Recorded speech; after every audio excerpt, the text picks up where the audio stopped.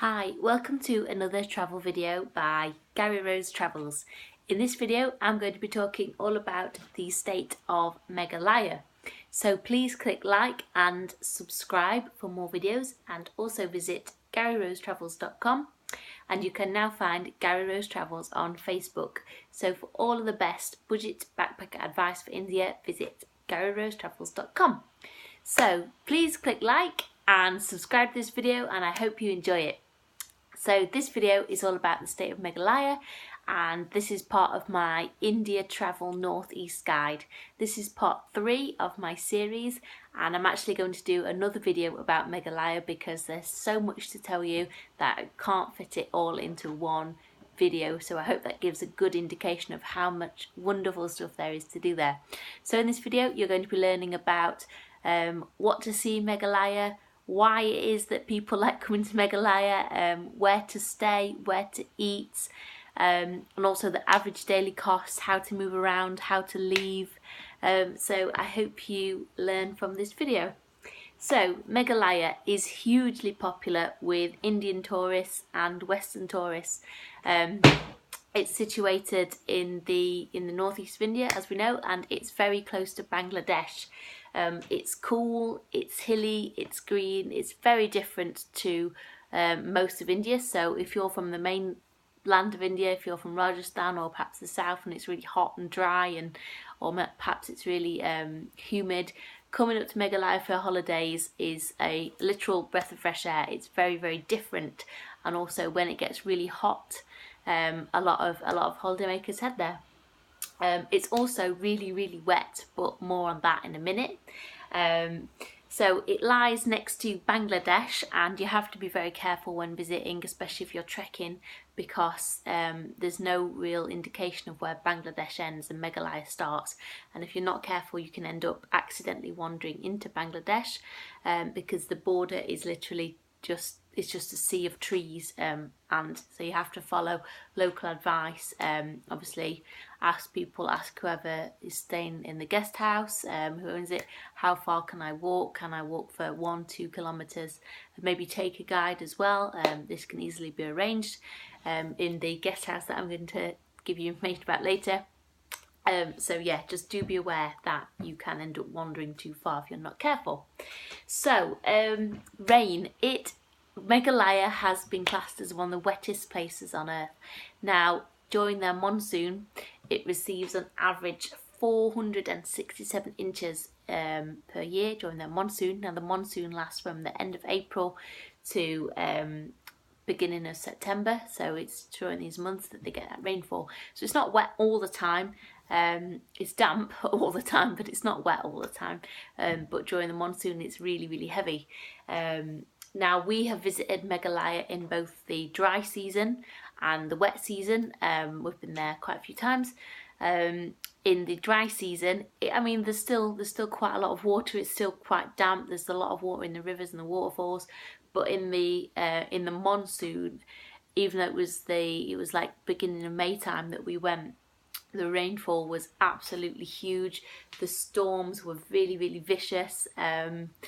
We were quite limited as to what we could do. We still had a really good time and we still did lots of activities, but we were limited, and also trekking was quite dangerous because it was so slippery. During the heaviest part of the monsoon, some of the villagers who live down in the valley, they actually leave.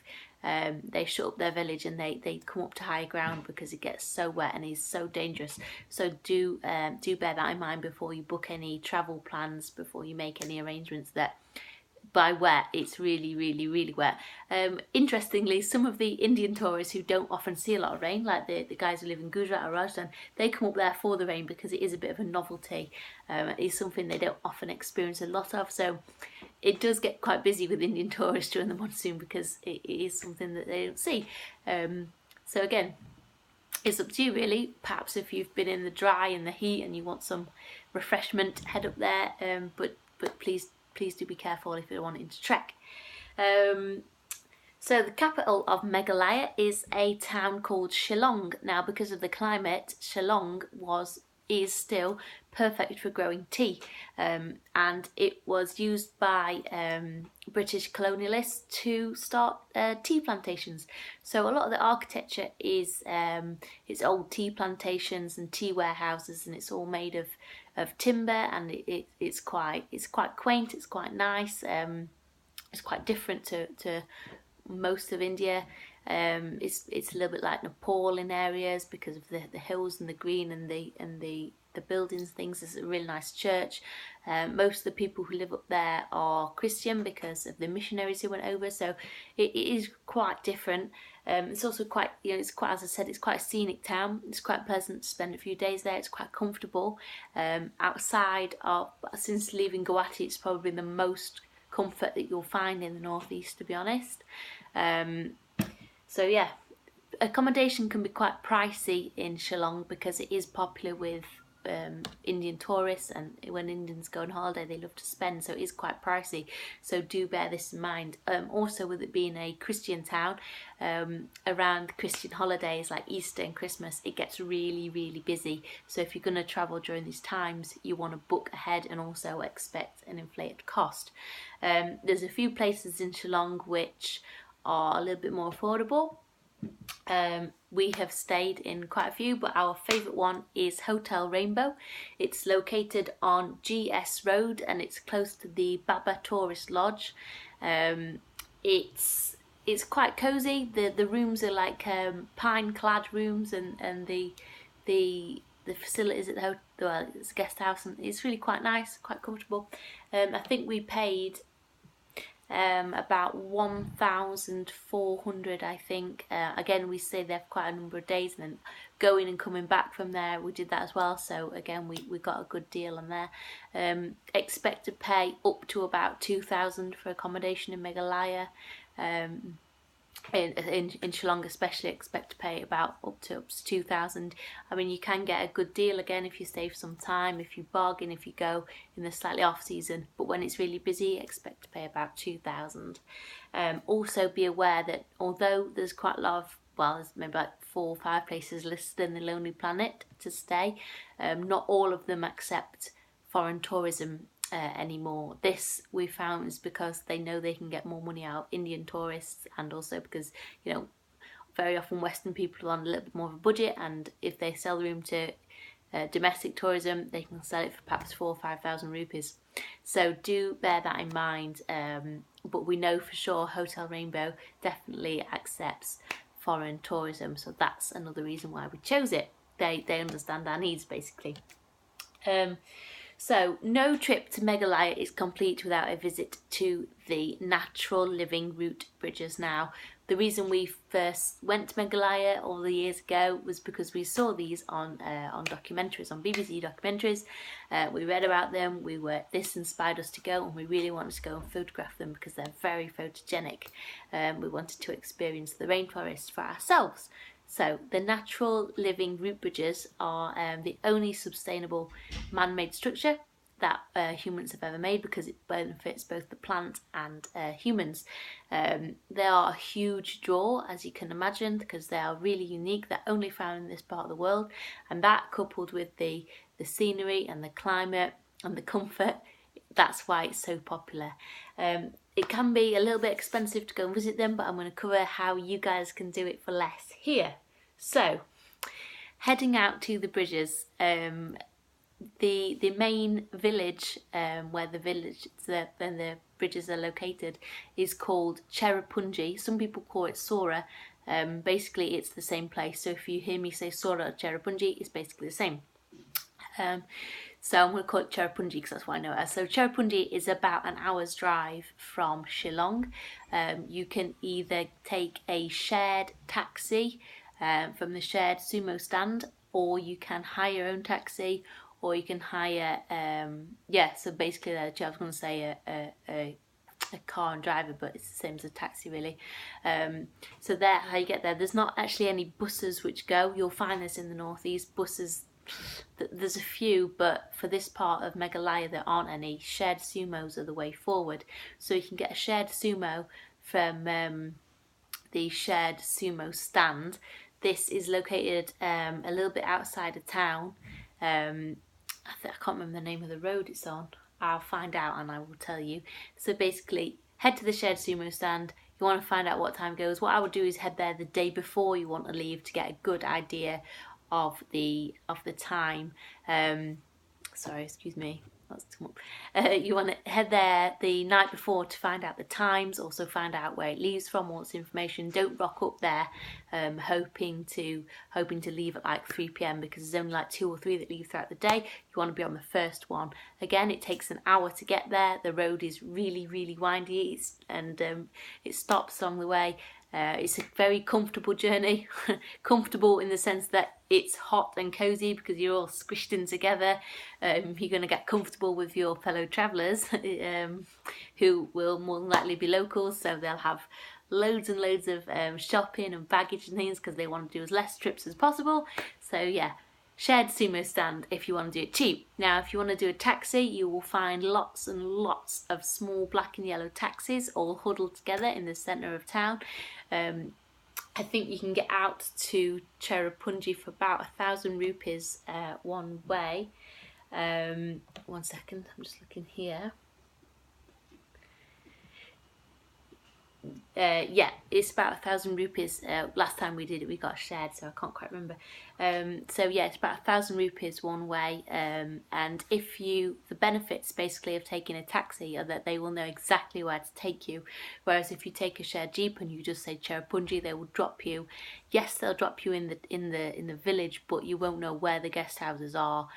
Because again, it's not signposted, it's word of mouth. People know so-and-so's got a small guest house and he will take you there. So that's one reason why taking a taxi is often but more beneficial for you. He'll take you exactly where it is. So there's 2 guest houses basically. There's one in the town of Cherrapunji, and there's one about 20 minutes drive close to the bridges. It's pretty much in the middle of nowhere. It's really beautiful. So if you get the shared, he'll drop you in the village, and you've then got, if you can't find the guest house, if they don't have room, if you don't like it, etc., etc., you've then got to find a way of getting to the other place by your own means. You've got to then pay out for another taxi. They're probably going to charge you 500 rupees. So ultimately, yes, you can get there by shared, but you might have to pay out again. So it might actually be easier and quicker to just pay out for the taxi in the first place. You see what I mean? It's not easy, it's not straightforward. So if you're going to stay at the one in town, I'm going to call it town, it's not, it's a village, I'm going to refer to it as town. If you're going to stay at the one in town in Cherrapunji, it's basic, it's cheap and cheerful, and so these are good. It's cheap and cheerful, it's basic. However, you are not in the heart of the action. You're in a small village. It's a bit grimy, a bit grotty. You're not going to be near the bridges at all. Sorry, this thing is coming off my phone. You're not going to be near the villages. You then, when you want to start trekking and exploring, you're then going to have to pay for a taxi to get there. So advantages and disadvantages staying there. If you stay at the other one, which is the Cherrapunji Holiday Resort, yes, Cherrapunji Holiday Resort, we've stayed here also a few times. It's right in the heart of the action. It is more expensive. You are kind of isolated, so you have to pay for food there, you have to pay for water there. Again, if you're on a tight budget, this can be a little bit difficult because that's the only option. You've got to pay because you're out there. However, it's clean, it's comfortable, and you're in the heart of the action, so you haven't got to pay for any taxes. So you choose really. There's not loads of budget options at the Cherrapunji Holiday Resort. However, they do have a dorm, or they did last time we were there. They have a dorm which is about 1,000 rupees a night for a bed in there. I think there's like 5 or 6 beds. It's really quite nice. So that's one way that you can stay there for less, because if not, the rooms are about 3,000, so it's quite expensive. So yeah, just checking my information on there. So to visit the route bridges, you need to set out early, and I'm going to make out that you're staying at the resort because this is the most recent time we've been, we stayed at the resort. So you need to set out early. Even if you stay in the town though, you still need to set out even earlier basically. So whatever happens, you set out early. You need to head to the trailhead, and then it's a 2,000 step descent down. So it's far. The steps are concrete, but they're also kind of loose stones and cobbled in places. There's a banister, but it's quite slippery still. So it's 2,000 steps down. You need to start early. You need to take plenty of water with you. I would take, no matter what time of year you go, take rehydration salts and take some chocolate, because it uses up all your energy really quick. Now, once you get down there, it's then about a 2-hour trek to the double-decker bridges. So again, you need to make sure you've got plenty of time. You want to be hitting that trailhead, getting down there at like 7:30 a.m, because then it's a 2-hour trek. You have to have really good equipment with you. Make sure you've got really solid shoes. Don't try and do it in flip-flops like I see. Mind you, the locals do it in flip-flops, but they've been doing it their whole life, so hats off to them. So for Westerners, you want to make sure you're well prepared. That it's leechy, it's damp. If you go in the rainy season, it's really, really wet. It's hot, it's steamy. It is right in the middle of the rainforest. So do be prepared. Make sure you've got insect repellent. I would wear long sleeves, even in the summer, even when it's hot. Wear long sleeves. Wear something to cover your head as well, as again, it's leechy. Make sure you've got socks pulled all the way up over your trousers. I've actually worn leggings before and then pulled my socks up to make sure absolutely no leeches got in, because it's as my dad would say, it's whip with leeches. There's loads. So in order to get back from there, you have to come back the same way you got up. So again, you want to be photographing the bridges, enjoying that for like 2 hours maybe, and then you got 2 hours to get back through the forest, and then you got to get up. So you don't want to be hanging around for too long, unfortunately. It really is a huge undertaking. There are a few little places to eat. There's like a little, basically somebody's house, and she will sell you some noodles down there.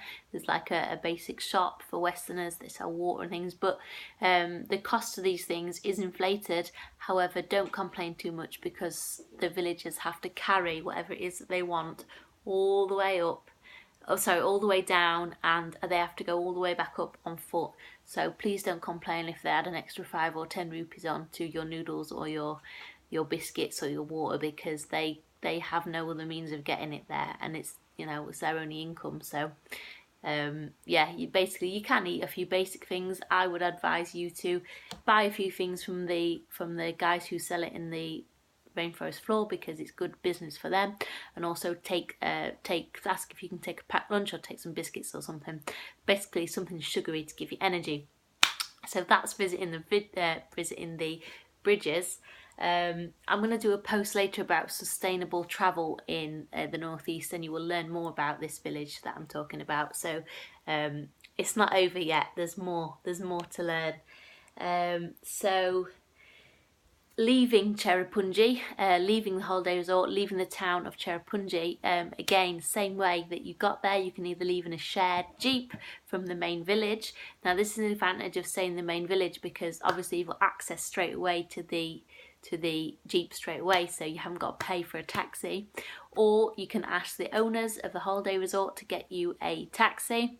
Obviously it'd be an inflated cost, but it'll be direct. Or you can get a taxi up to the village of Cherrapunji from the holiday resort and then change for a shared. We've done all of these 3 methods. I recommend getting a taxi up to the village and then changing for a shared sumo, because it's still cheaper ultimately. If you're concerned about how to get back from the trailhead, there's quite a few taxis on that road, to be honest. And also, if you kind of put word out when you're down in the village that you want to leave back to Cherrapunji, back to the village, or even back to Shillong, somebody somewhere will put word out, and somebody's son will be dispatched with a small car, and they will find you, because you will be their only business for the day, basically. And they will charge you a good fee, but they will get you back safe and sound. So you can always find a taxi. Like you will learn in my later videos, we have gotten taxis in grandma's son's cars.